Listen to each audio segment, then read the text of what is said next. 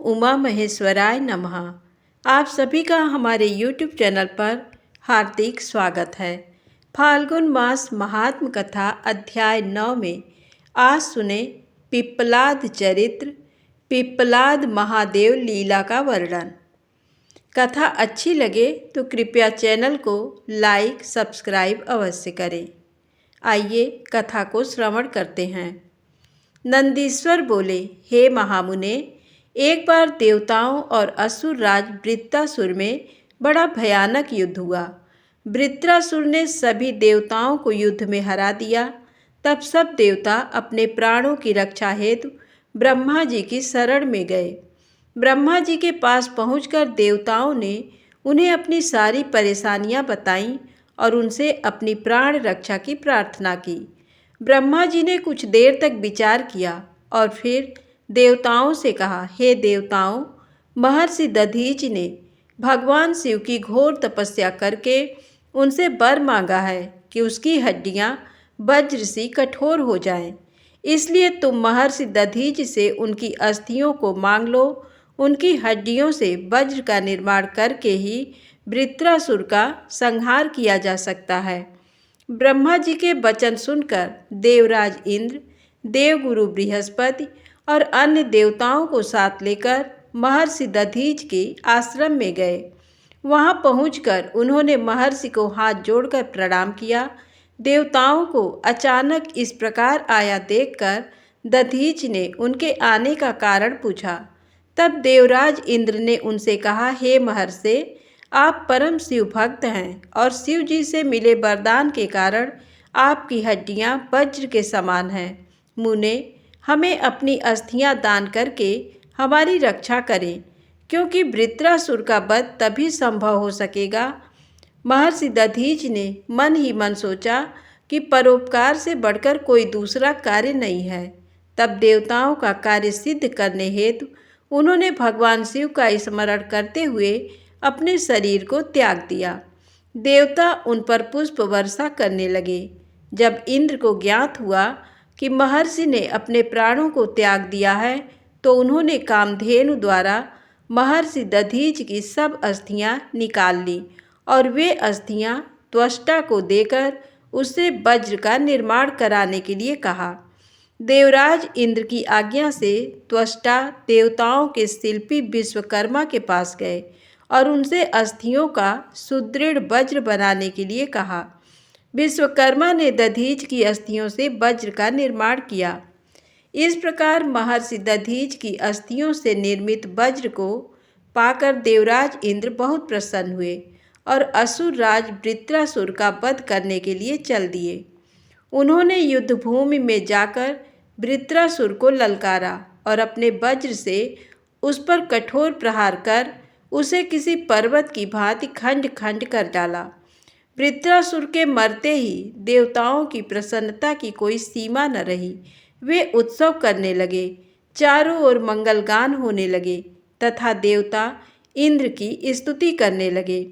उधर दूसरी ओर जब महर्षि दधीच की पत्नी सुवर्चा घर के सारे काम पूरे करके बाहर आई, तो अपने पति को न देखकर सशंकित हो उठी। देवता भी वहां नहीं थे। उसे निश्चय हो गया कि उसके पति के साथ देवताओं ने छल किया है। सुवर्चा ने देवताओं को कोसते हुए पशु बनने का शाप दे दिया।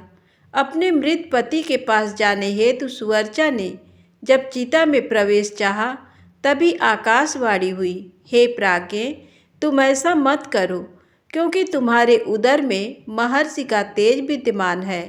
शास्त्र कहते हैं कि गर्भवती स्त्री को सती नहीं होना चाहिए। आकाशवाणी सुनकर सुवर्चा आश्चर्यचकित हो गई। उसने वहीं पड़ा हुआ एक पत्थर उठा लिया, जिससे अपना गर्भ विदीर्ण कर दिया। उसके गर्भ से एक महादिव्य शरीर वाला परम कांतिवान बालक उत्पन्न हुआ। वह भगवान शिव का ही रूप था।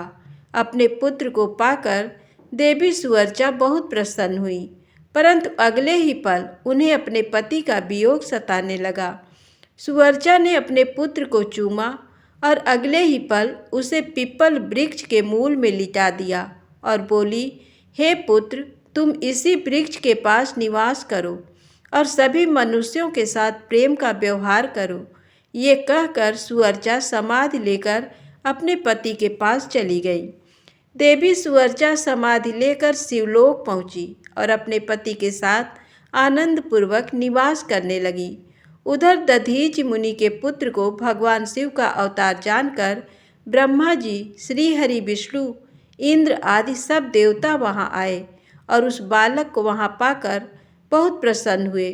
ब्रह्मा जी ने उसके जात संस्कार विधिपूर्वक संपन्न करके उस बालक का नाम पिप्पलाद रखा।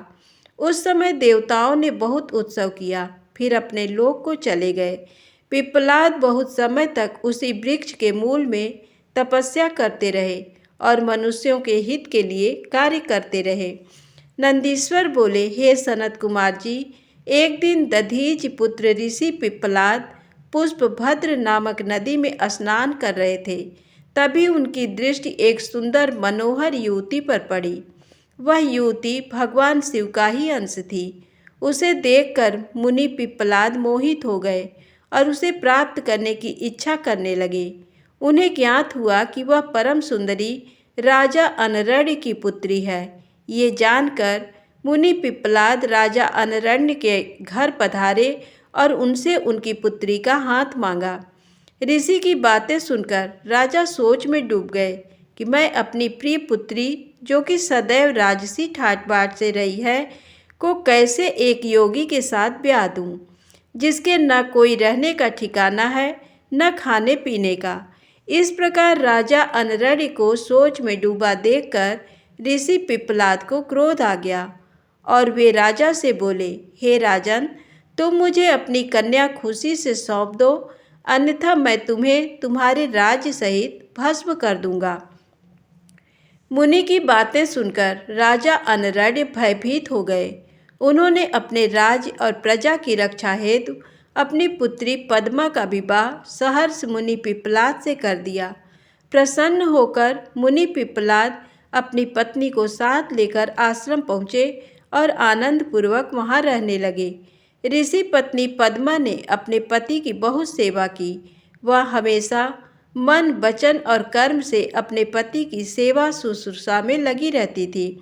उससे ऋषि को 10 महात्मा और तपस्वी पुत्रों की प्राप्ति हुई। मुनि पिप्पलाद ने अनेक लीलाएं की। उन्होंने संसार में किसी से भी निवारण न होने वाली शनिश्चर की पीड़ा को हरने का प्रयत्न किया। ऋषि ने अपने अनुयायी शिष्यों को ये वरदान दिया कि जन्म से लेकर 16 वर्ष तक की आयु वाले शिव भक्त मनुष्यों को शनि की पीड़ा नहीं हो सकती। यदि शनि मेरे इस वचन को झुठलाने के लिए ऐसा करेगा तो भस्म हो जाएगा। इसलिए शनि का प्रकोप कभी भी 16 वर्ष की आयु से कम के मनुष्यों पर नहीं पड़ता है।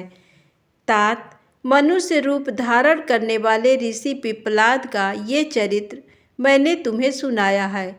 ये उत्तम चरित्र निर्दोष, स्वर्गप्रद, कुग्रह जनित दोषों का नाश करने वाला, मनोरथ पूर्ण करने वाला तथा शिव भक्ति में वृद्धि करने वाला है।